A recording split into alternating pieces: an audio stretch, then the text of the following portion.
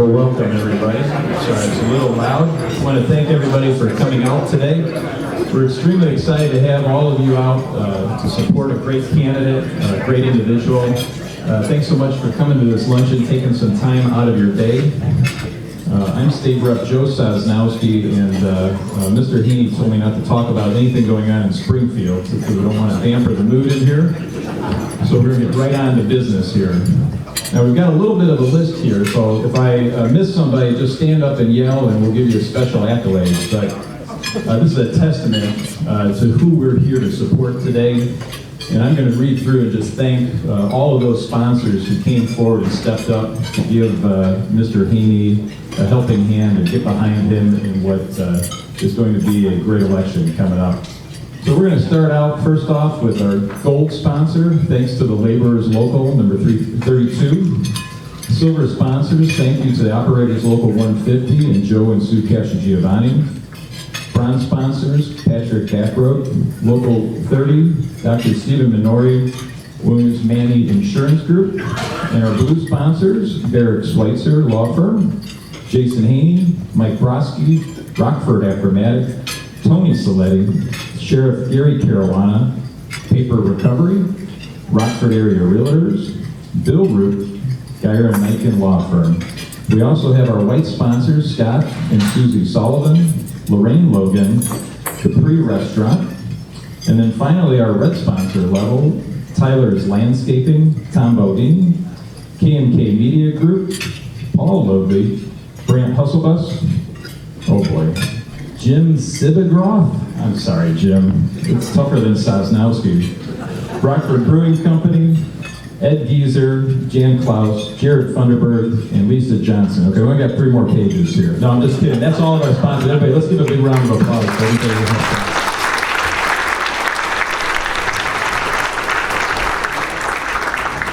I was asked to introduce the festivities here today, and our guest of honor, or one of our guests of honor, the main attraction here. Though I was given some advice beforehand to tell a lot of stories about him, and was given some things that were quite interesting that I didn't know, so I'm actually maybe questioning my support for Mr. Haney now. But no, in all seriousness, I am extremely happy to be able to be here to support a good friend, a great individual that has been very active in the community, a family guy with a great family, somebody who has given a lot of time.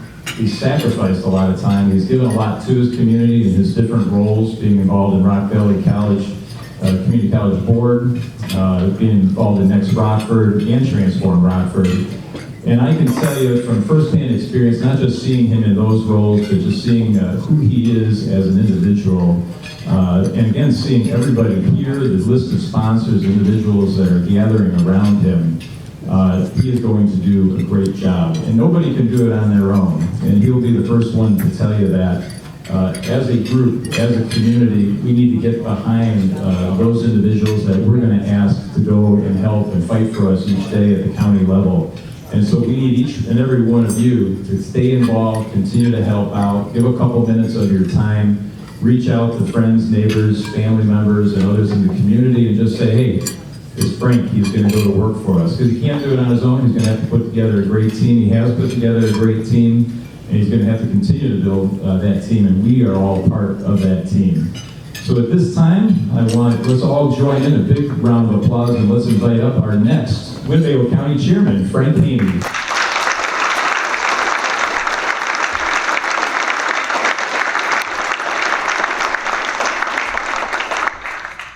Thank you. It's an honor to have you here today, and it's an honor to have Dan Cronin here, who I'll introduce in a minute. But I just want to take a minute here. I have some elected officials I need to recognize, but I want to start by saying thank you to our campaign team, our volunteer team, and our policy team, and all the people who have taken phone calls and me bugging them over the last 10 or 11 months. I do appreciate it. I want to start with my campaign chairman, as my father-in-law, John Palladino, and I've said this before, you got to go get like the best guy you know and hang out with him a little bit, and he certainly is that. My campaign consultant, Jim Thacker, When you want to do big things, then you associate yourself with the best, and he certainly is. And again, my volunteer committee and our policy committee, there's too many to recognize right now, but at the same time, the difference you've made in this process and how you've helped me be more ready for day one, I am forever grateful. Just a quick piece of business. On September 7th, we're going to have one of our last events of this very long cycle. By the time you vote on November 8th, it'll be a 14-month campaign process. So you have to be half crazy to go through something that long, and you got to really want it. But I'd encourage you to join us on that night.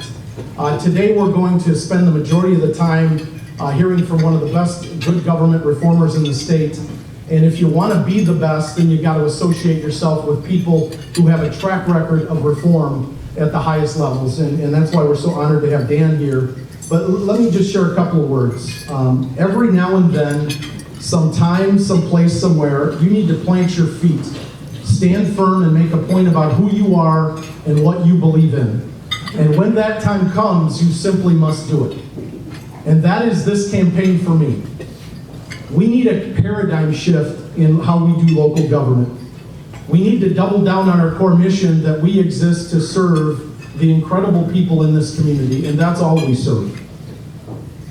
When it comes to the 86 units of local government, I gotta be honest with you, I don't know that I know the exact number it should be, but I guarantee it's probably not 86. We need to talk about that so that we have a 21st century approach to local government.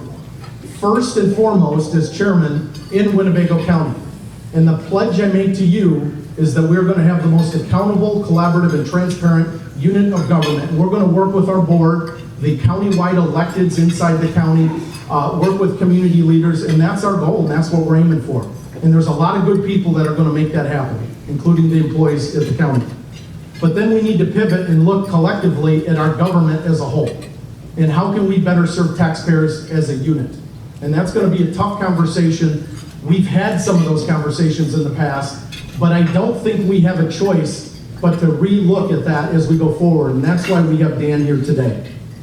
I would just add this, that the next chairman will be the most scrutinized elected official in the region over the last 20 years, given all of the factors that have gone on over the last several months, and the fact that there's been a chairman in place for a very long time who will no longer be, and there'll be a new chairman. That said, we still have to professionalize county government. And there's only one candidate on the ballot that has worked as hard as they need to, and is as prepared as they need to be effective in this role. There's only one candidate on the ballot on November 8th that stepped in to challenge a longtime incumbent to force a discussion about how we do local government. You can't wait till that's out of the way to deal with it. We want people that want to step in and have the tough discussions right away. I want to thank some elected officials that are here, and I'm going to fly through it, and then we're going to turn things over to Dan. And again, I thank everybody for being here, our sponsors in particular. I'm going to go down the list fast, but it doesn't mean I don't appreciate you. Gary Jury from the county board, Ted Biondo, county board, Ian Lindenberry, president of the Park District Board, Aaron Tokarts, candidate for alderman in the 2nd Ward, former state rep Dave Winters, newly appointed RBC trustee Jared Funderburg, Dale Adams, the mayor of Rockton, thank you for being here, Michael Dunn Jr., Rock Valley trustee, Jim Thompson's the Winnebago County Republican chairman, thanks Jim, John Guevara, Winnebago County Board, Frank Beach from City Council, Tyler Smith, Rockford Park District. My friend, the gentleman introduced me, Representative Joe Sosnowski, thanks. Senator Dave Severson, thank you. Owen Costanza from the Boone County Republicans. Tim Rollins from the school district. Gary Caruana, our sheriff, and somebody who's become a friend and a mentor in this process. And there's going to be no two people that really work together inside that county like Gary and I. It's not just us, but it will be many others too. And I want to give a shout out to Chief Judge Joe McGraw, who was recently in a motorcycle accident, who's going to be a big part of that team in the future. Our prayers go to Joe, or to Judge McGraw. He's going to be okay, but certainly is a little banged up right now. John Cabello, State Representative, thank you, John. Chad Thunberg, candidate for City Council. Ted Rule, the Mayor of South Beloit, thank you, Mayor. Gene Crosby, recently elected County Board Member. Thank you so much for being here. Oh, I'm missing Dave Kelly, who's on the county board, Kathy Kelly, RVC trustee, and Bob Trojan, who's an RVC trustee. Thank you for pointing that out. Awesome turnout today. Who would think that a whole bunch of people would show up to talk about the consolidation of local government? It means we have no other choice but to have this conversation as we go forward. I want to bring up Dan Cronin right now. We researched out and I stumbled upon what Dan was doing, but then when we did, and I'm like, oh my God, he's talking about things we need to be talking about here in Winnebago County. Then we looked a little deeper, and it was even more the case. Then I looked at a guy that doesn't just talk about it, they've actually executed on a plan. And I knew Dan was for real when he gave me the permission to talk to his county administrator. And I said, hey, you guys have this ACT initiative, and I've been talking about this. Is that just campaign stuff? He goes, no. We talk about being accountable. We talk about being collaborative or consolidating efforts wherever we can and being as transparent as possible. In every staff meeting, at every level of our organization, we have systematized this mission and our focus on how we run county government in DuPage County. And the fact that when the boss wasn't looking, that his top lieutenant said, no. This isn't rhetoric at a campaign. This is who we're trying to be every day. And bringing accountability to local government is all we're about. And doing it in the most transparent way possible is who we are trying to be at every level of our very large organization that's paid for by taxpayers. That's when I was sold, and I've had the privilege of talking to Dan. This is a good thing for those of us that get in a position like this. Some young, aggressive guy is going to call and bug you a few times. And you're like, who the hell is this Frank Haney guy calling from Winnebago County? And he's in a position, he didn't need to take my call. It didn't put $1 in his pocket. It didn't help his credibility anywhere else in the state. When he took the call, we've had a series of conversations, and he's doing it to help us and to help me. And someday, when I'm in that same position, I think if you can't pay it back, you pay it forward. And I think that is a great lesson in leadership that many of the people in this room have been practicing for a long time. So without further ado, I want to bring up somebody who has saved taxpayers $80 million in consolidation discussions in DuPage County.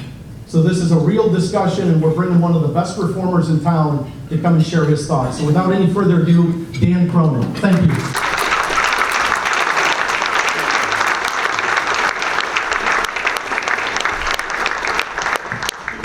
Thank you very much, Frank. What a sweetheart of a man. I really am delighted to be here with you, and I hear many good things about your campaign, your candidacy, and I'm looking forward to working with you as my counterpart here in Winnebago County.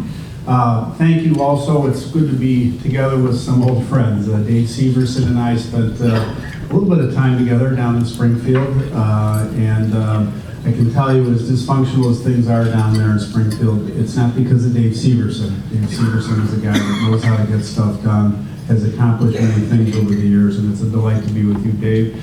Dave Winters is here as well, and my counterpart at the time in the House, so I want to commend you as well.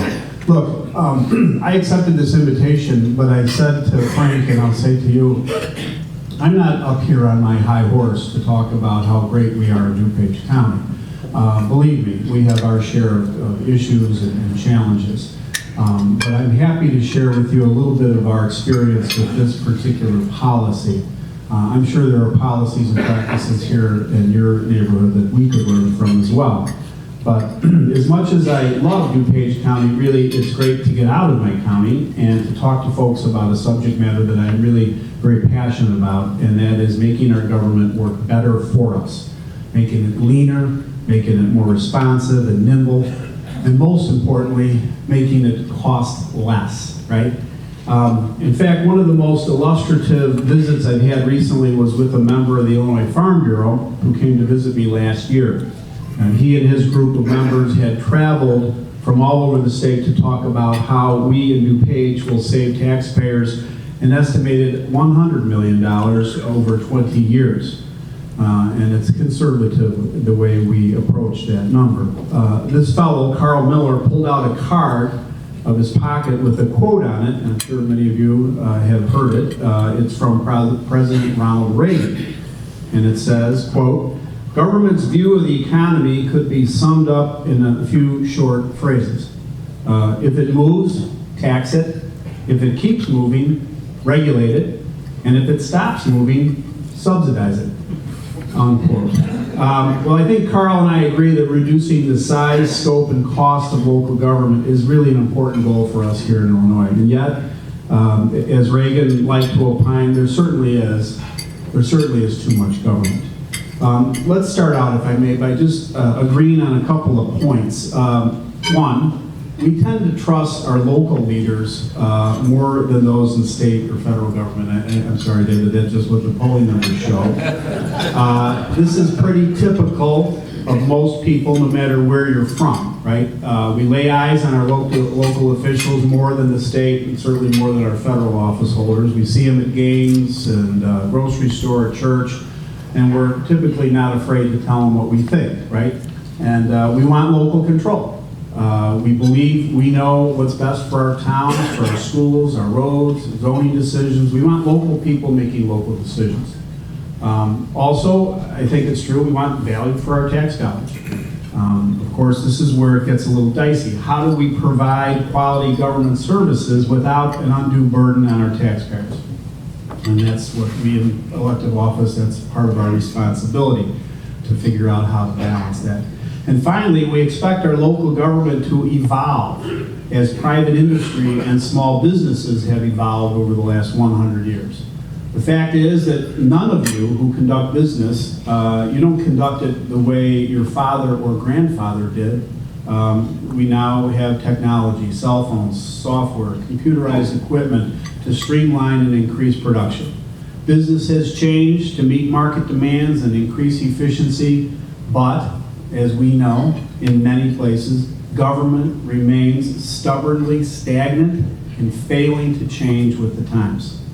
I believe that we cannot afford yesterday's government today.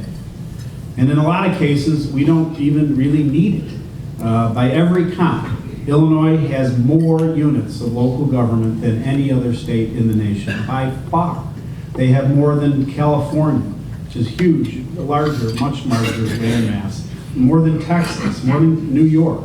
We have more taxing bodies pulling dollars out of our pockets through property taxes, and too often those small units of government fly under the radar and are not accountable to anyone. For example, in DuPage County, we have 44 mosquito abatement entities that most people don't even know exist. I mean, I don't know, mosquitoes, they get to the boundary and they stop and they turn around. I mean, it's ridiculous. 44 different entities, 38 of which buy their insecticide from the same vendor. Let me begin by explaining how I became immersed in this issue. And it didn't begin with consolidation, but rather with problems of accountability and transparency that arose among county-appointed agencies. After serving for 20 years in the General Assembly, I was elected to the DuPage County Board in November of 2010. Shortly thereafter, I realized that I was responsible for appointments of over 250 individuals to serve on governing boards in some 52 different appointed agencies. 24 of those 52 account for about 900 employees and $300 million in tax revenues. Some were simply advisory in nature, but others actually had the legal authority to levy a property tax and deliver public services. I'm not talking about the park district or school district or library board district. I was talking about the governmental bodies that were in the purview of county government in DuPage. The importance of this responsibility became even more apparent to me when I was about a month into my first term, when I was contacted by the Regional Office of the U.S. Department of Housing and Urban Development, HUD. They informed me that DuPage County Housing Authority, a county-appointed agency, had misspent over $5 million in federal funds. Not exactly the welcome to the new office gift that I was looking forward to. And just a year before, a similar crisis was brewing over at the DuPage Water Commission. The Water Commission is a joint county municipal appointed agency responsible for delivering Lake Michigan water to over 800,000 county residents. The Water Commission had somehow or other misspent or could not account for some $70 million in funds. Honestly, it got to the point where I couldn't sleep at night. I didn't know what problem would crop up next. who were these people on these boards. The only connection between them and the behavior and the conduct of their agency was me, the appointing authority, and I had no comfort whatsoever knowing or not knowing what the heck they were doing. I concluded that not just these, but all of these under-the-radar county-appointed agencies needed much stronger oversight and new leadership, especially since many had the ability to impose a property tax or a sales tax and were not accountable to the taxpayer. As we dug deeper into it, we found that some of the county-appointed agencies, one, had failed to post meeting agendas or minutes. They abused the use of credit cards. They paid Christmas bonuses to themselves, hosted parties at taxpayers' expense. This failure to adhere to basic financial and ethical best practices was simply unacceptable. But even as the county board chairman, the appointing authority, believe it or not, I had no legal authority to gather information about these agencies. I wasn't permitted to look at their books or their financial records, examine their hiring practices or procurement. So the county board and I were the only officials in a position to demand necessary reforms, yet we were in the dark. And as a state, I think we're in the dark when it comes to the sheer magnitude of taxing bodies.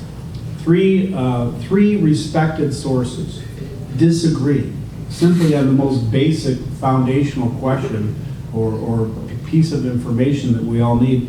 How many units of government do we actually have in the state of Illinois? Now, I know it depends on how you define them in some respects, but a lot of it, there's not even agreement on a uniform definition. The comptroller's office says there are 8,480 units of local government. The Council of Government puts the number at just over 6,900, and the Illinois Department of Revenue lists the number of taxing districts at 6,027. So it seems to me the first job for us here in Illinois is to find out exactly how many government units we have. Let's try to figure out that one for starters. And if I may suggest, let's make it harder to create a new one and make it easier to dissolve an existing one. To that end, in 2011, I worked with the General Assembly to pass a much-needed legislation that required appointed agencies to supply us with information. I didn't have the authority to even ask for it. We had to pass a law to just simply get their budgets and get the information that we needed to analyze how they were conducting their business.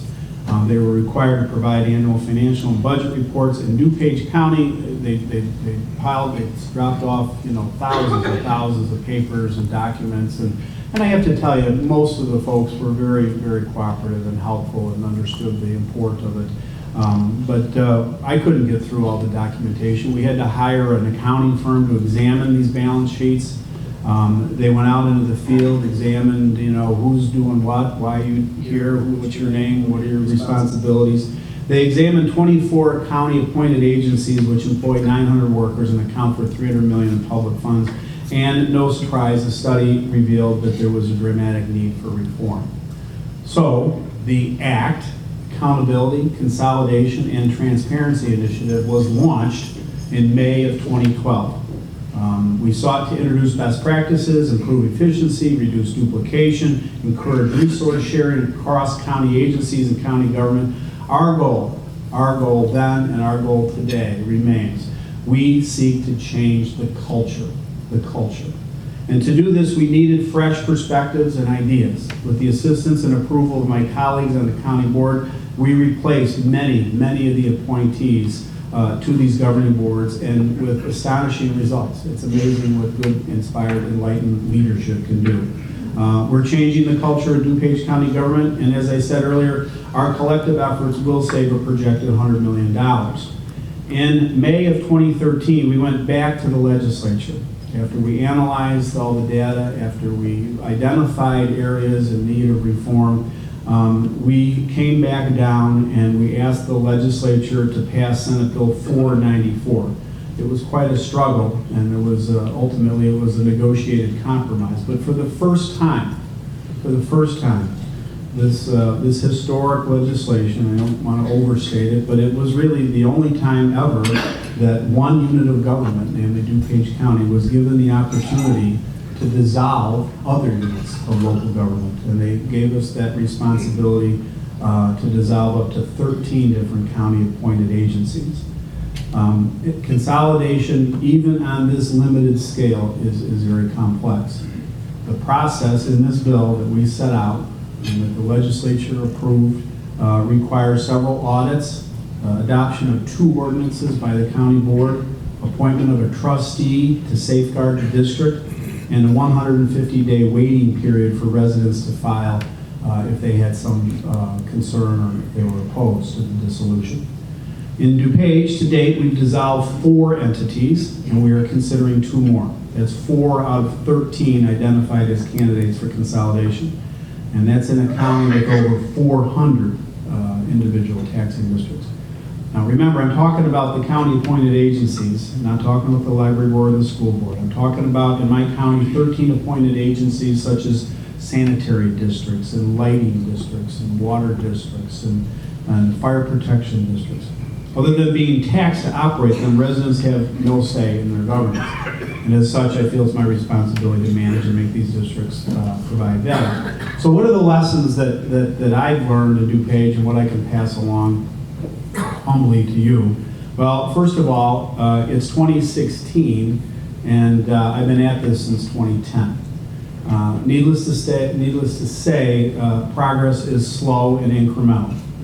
Don't get me wrong, I'm proud of the successes that we've had at DuPage, and at the end of the day, it's not just about consolidation, it's about accountability and transparency as well. But changing the political culture, I think, is probably the most important thing that I think we've been able to achieve. And as I pointed out to you earlier, you don't run your family business or work in your company the same way that your father or grandfather did. Use technology. You spend time on critical decisions because you have more efficient ways of doing business. Many of us shop at Sam's Club, right? And where they warehouse bulk items, you can buy, economies of scale. There's certain practices from the private sector that are very elementary, but government can do that too. We need to encourage such efforts in the public sector, even though some of the government systems were set up a long time ago. We need to figure out how to influence them to change their behavior. Changing the culture, and this is the way we've always done it, mentality can be very difficult. Many of you know what I'm talking about. When you threaten the political infrastructure, people don't always like it. Too many folks have to come to rely on their political fiefdoms. People get upset if you threaten their perceived power. I can't tell you how many times during this process, and most recently, a couple months ago, I'm at a meeting out in the community, could be a Republican township meeting, could be, and I'm in a hallway and I've got some guy in my face and he's doing one of these things on me and his veins are popping out of his neck and and he's not happy with what we're trying to do. But I think we are looking out for the people that we're supposed to be looking out for. The world has changed, right? We're not supposed to be in this business figuring out how to protect the guys that have been there, the generations of jobs that have gone from father to son to grandson. We're here to protect the needs of all the citizens. The problems we as county officials and executives must tackle today are complex and difficult, but in DuPage and throughout Illinois, we have a growing number of children living in poverty. I mean, Dave, when I was in Springfield, a lot of people thought DuPage is this, very, very pristine and kind of homogeneous, wealthy area. The world's changing. We have much more people, children living in poverty than ever before. Our senior population is exploding. We're fighting a very, very intense and deadly battle with heroin and prescription pain pill abuse. We lost 43 people already this year to heroin. So to make an impact on all of these issues, to really, people say, Tony Preckwill says, Cronin, we're so hung up on all this consolidation, efficiency, I got more important things to do. I said, Tony, you understand, this isn't about consolidation in and of itself. It's not about, that's not the end. It's a means to an end. We have compelling needs. There is a legitimate role for government. And we can ill afford to be wasting time and money and resources on duplicative and inefficient and overstaffed agencies of government Those are precious dollars that we need to be focused on real problems. So I share this with you. You know, we are, I think, you know, getting some attention. I really appreciate it. Again, you know, we've got plenty of challenges and issues, and we've got our share of problems. But we've had a little bit of success with this, and the idea has caught on. You know, I can tell you just by comparison, when I first tried to pass our original DuPage only consolidation bill in 2011, 2012, I was really the lone voice down there. There was really no other support, and it was pretty brutal in committee. It was difficult even in my own party to find co-sponsors. But fast forward now to last spring of 2016, where some 24 bills on government streamlining and consolidation were introduced by some 27 different lawmakers. They found an issue, they see that it resonates with the public, and I think they see that you can succeed. The biggest obstacle that we have to overcome is cynicism. A lot of people are going to say it can't be done, Cronin. You know, it's a good idea. It's a good idea, Frank. You know, it's a good idea. You know, but you know, why don't you you know, work and focus on something else? The bill that we passed, 494, that gave us this unique authority, that model has been extended. It was signed. The bill was signed by the governor this past summer, and it allows a Lake and McHenry counties to consolidate certain units of local government there, following our model. So we've been working hard to get government right size. We put it, I think, on the radar. Last year I convened a group of like-minded legislators, nonprofit, civic representatives, academic experts, figure out how to replicate this accountability, consolidation, transparency initiative to 101 other counties. I was thrilled, I was honored to see the level of interest and engagement. That initiative is now called Transform Illinois, and that organization really is supposed to take this to the next level. It's an association, a membership that includes the Better Government Association, Illinois Taxpayers Federation, Illinois Chamber of Commerce, the League of Women Voters, the Illinois Campaign for Political Reform, Northern Illinois University Center for Governmental Studies, Metropolitan Mayor's Caucus, Metropolitan Planning Council, just to name a few. Our challenge is how do we do this and expand it, to take it to the next level. So in DuPage, we've had some success. We do things that seem pretty basic. We have a road salt program where municipalities and townships, we all buy road salt from the same platform. And we've realized hundreds of thousands of dollars in savings. We have 3 suburbs that have asked us to partner for traffic signal maintenance. That means those towns don't have to buy equipment. They don't have to hire people or contract out for it. We combine our volume, our leverage to work with our fellow local government officials. And it doesn't always just go one way. You know, we're willing to give up things. We gave up some of our responsibility in some of the juvenile justice area, and we now partner with our friends in Kane County. We work with the Forest Reserve to combine our information technology. We use our GIS.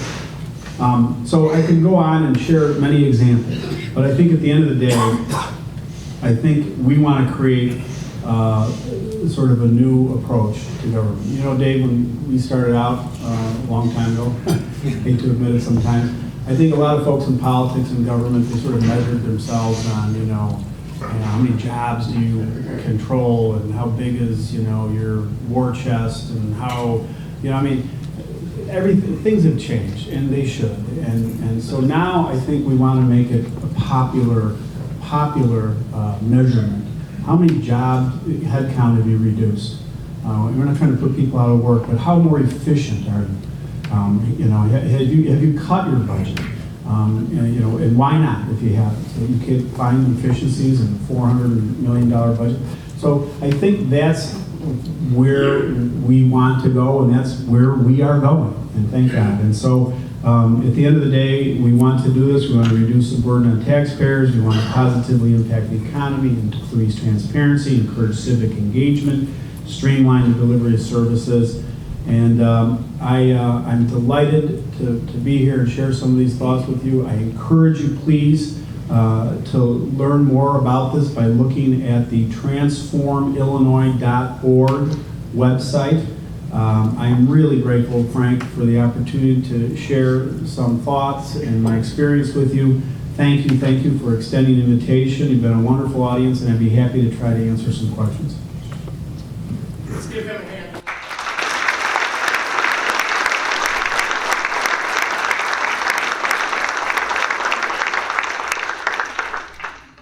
I see that Ian has a question, so if you do have a question, throw your hand up and we'll just go one by one. We've got about 10, 12 minutes left. We'll get you on your way so you can get back to work, but Ian, you're up. Okay. Thank you, Dan. Yes, Great sir. message, very well delivered. So I'm curious, can you tell us a little bit more about the 4 agencies that you identified for abolition and why you chose them? Well, first you have to have good data, right? You can't make decisions without really solid information, facts, good data. So we had the Horwath report that went out into the field. Timber Lake Estates is a sanitary district. Highland Hills Sanitary District. We saw that it was the infrastructure was dilapidated. We saw that they were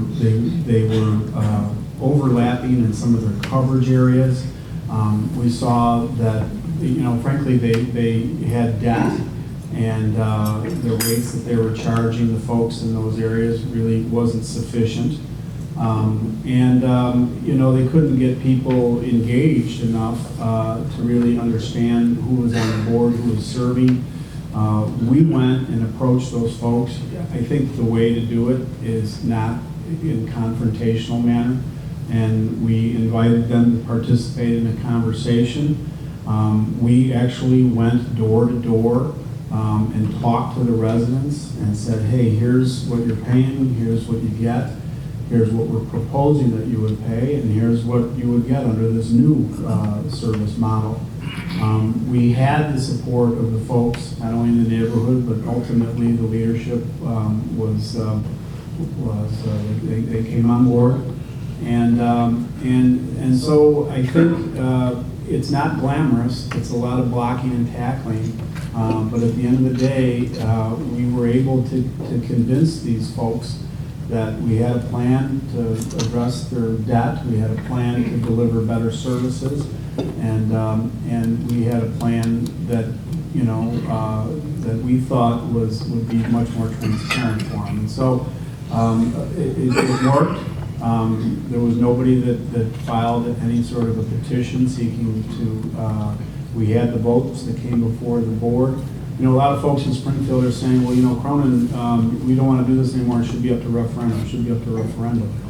Well, as a practical matter, we're not going to live long enough to see any meaningful dissolution of local government. It's about due process.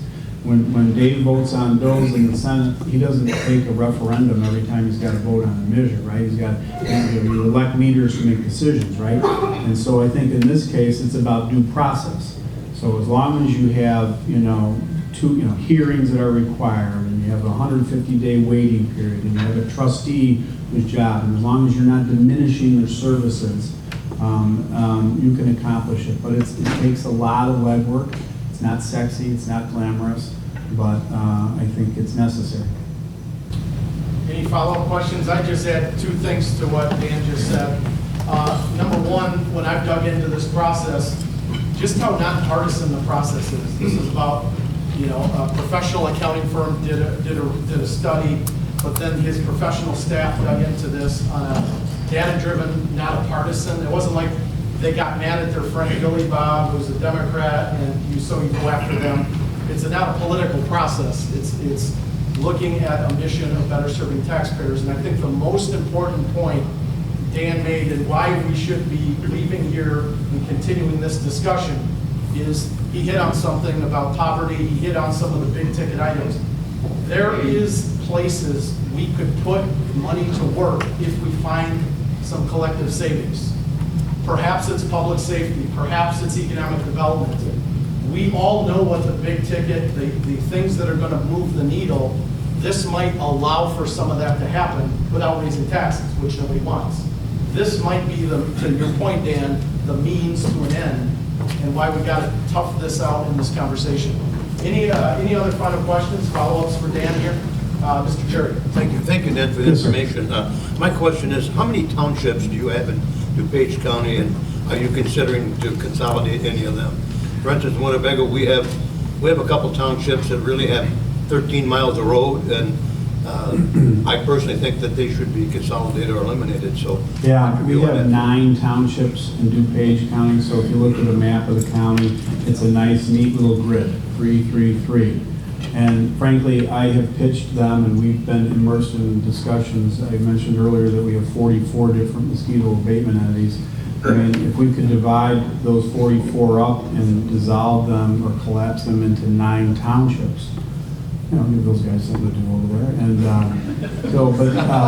you know, I mean, I think township folks, I have friends in township, but they got to be less concerned about their own, you know, well-being and start thinking about the larger, big picture. Yes, sir. You mentioned how long this has taken. Has the work that you've done paved the way to make it easier, quicker for counties like ours? Yeah, I hope so, and you know, it all depends on Frank and the support that you give Frank, and I expect that you're going to be enthusiastically behind this. But I do think that the time is right. If you did polling data and you asked the average voter, taxpayer, you know, do they think they have too much local government and the taxes? I mean, if you tie it to property taxes, I mean, there's this very strong correlation. We've done the studies. You know, I mean, we have the highest property taxes in the nation, right? I mean, we just achieved that new dubious honor, distinction. And it also happens to be that we have more units of local government.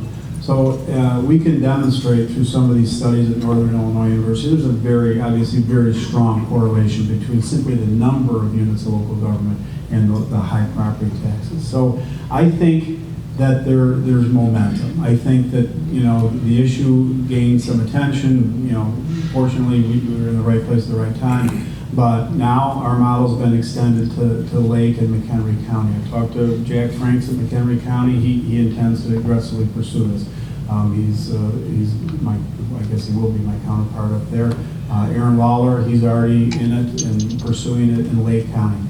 I think it's got to gain some momentum. There are some very, very powerful groups entrenched that are in Springfield that are there, paid day in and day out to figure out how to outmaneuver any consolidation effort. They're smart, they're tough, they're well-funded. They're not down there working for taxpayers. They're working for a group that pays them. So, but I do think this Transform Illinois is part of our strategy to take our baby steps, take our adult step with Lake County and McHenry County, and to try to start shining the spotlight in a bigger umbrella organization. You know, imagine if candidates who ran for office had to sit down before the Transform Illinois, you know, endorsement committee and said, what are your plans for consolidation?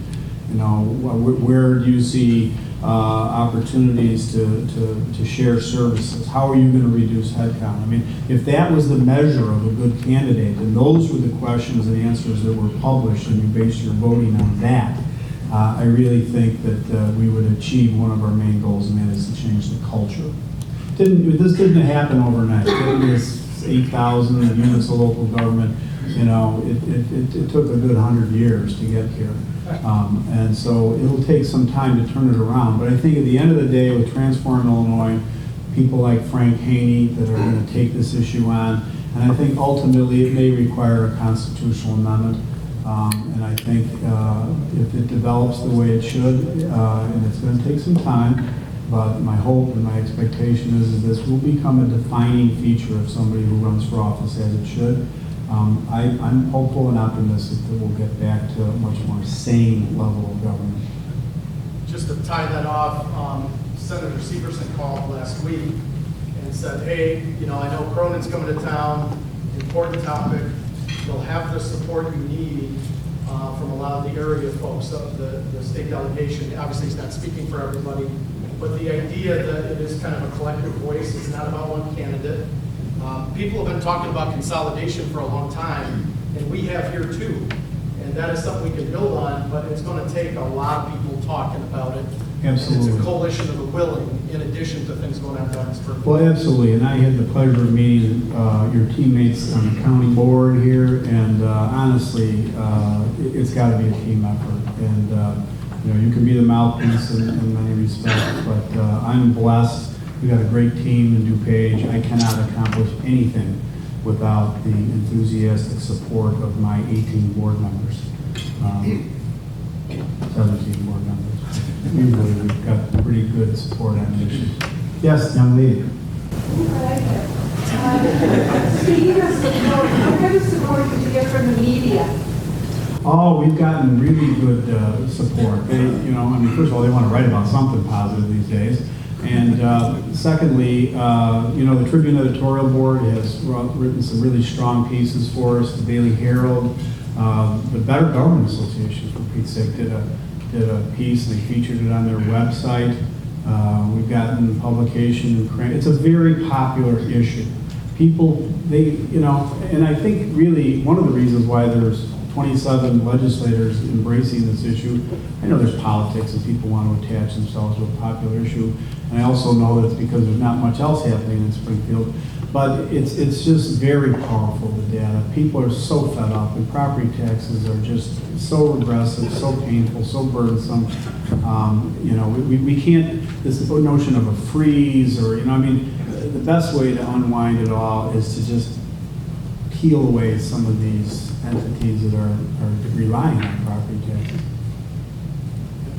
We got time for one more quick question, if there's anyone that has it, and then we've got to get everybody on their way. Are you still a Sox fan? I was always a Cubs fan. I really was. I was always a Cubs fan.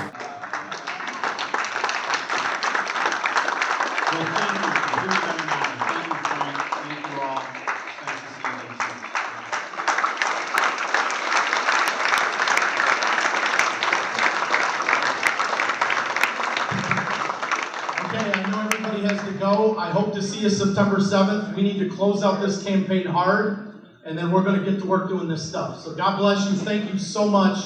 Have a wonderful day.